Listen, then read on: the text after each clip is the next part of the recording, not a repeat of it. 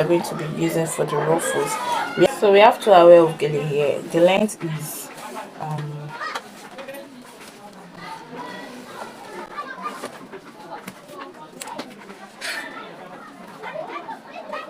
60 and we have some pieces left. Yeah.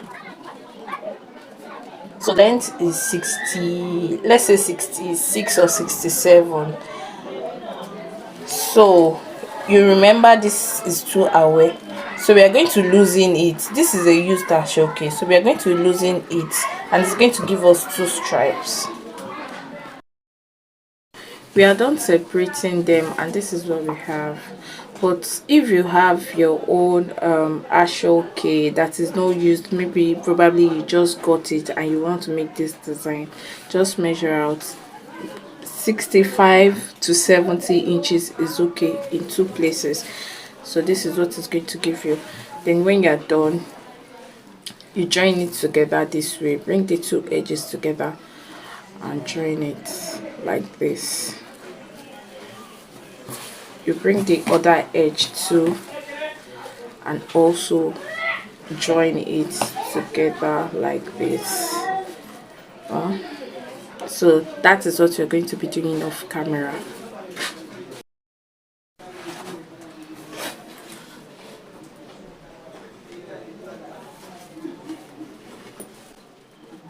We're bringing those two edges together and joining them.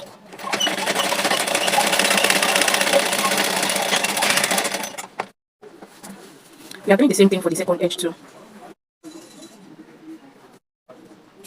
We are doing the same thing for the other edge. While you're doing your own, please make sure you use the same ashoke, or if you prefer a two-colored ashoke just to give it some kind of beauty. You can try this out too. We're using orange, a orange base, and this is what we are having. We're having a very long strip now.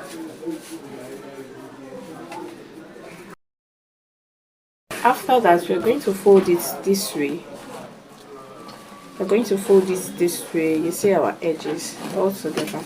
And we're going to make it straight like this. Then we'll use our needle and thread to form a running stitch. From this end right here, we'll make our running stitch. We'll pass our needle inside the fabric and bring it out. Then you start making your running stitch like this. Start making your running stitch. Make sure the two edges are lined together this way.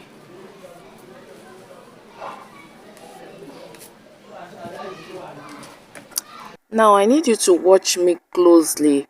Like if you need to zoom it, if you need to pause it and rewatch it again, I need you to watch how I'm making my running stitch. I pass the thread inside my fabric, inside the ashoke, and bring it out at the other end. I pass it inside it. I don't want my thread to be showing, so I had to pass it inside. Please watch closely. You pass it inside and bring it out. You pass it inside and bring it out. That way your running stitch, I mean your ruffles, comes out so neat without the thread showing.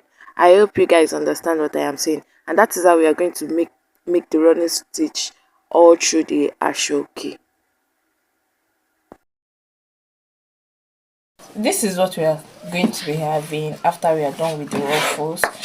We are going to bring this edge, this side, this side and this side together. We'll bring it together like this. Then we'll now try to bring it, we try to stitch it together like this. Stitch it together.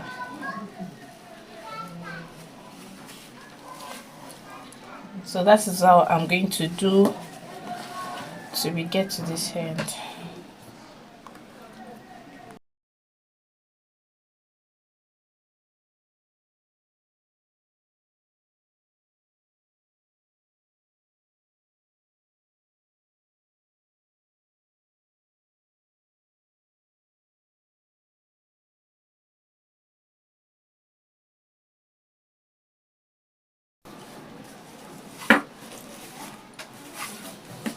After we are done stitching it, this is what is going to be giving us.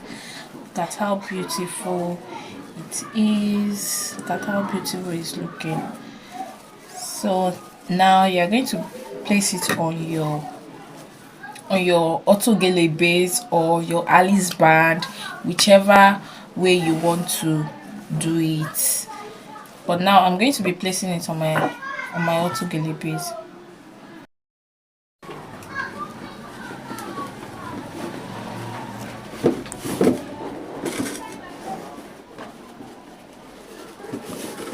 This is the base we are going to be using for the ruffles. Don't mind the color combination. This is a student practical, it's a classwork, so we're just trying to learn something. So this is my student right here. She made the base and she's going to be placing the already made ruffles on the base. So as I said earlier, you can make use of, you can even place it on an Alice band, you can place it on your base, you can place it on a headband depending on how you want it. So now she's just trying to look for the right placement.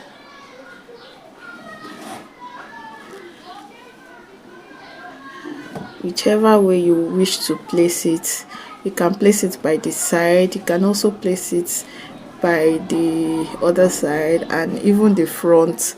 So whichever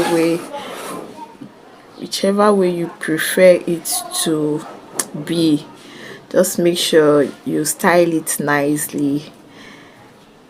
So we are going to go ahead now to tack our ruffles to our base.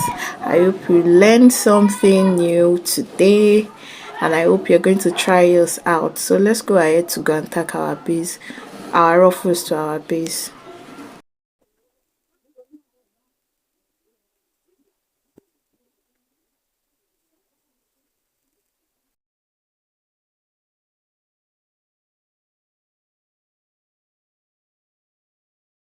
Now this is how it's looking after we have tacked it. Let me know if you'll be trying yours out in the comment section. Thank you.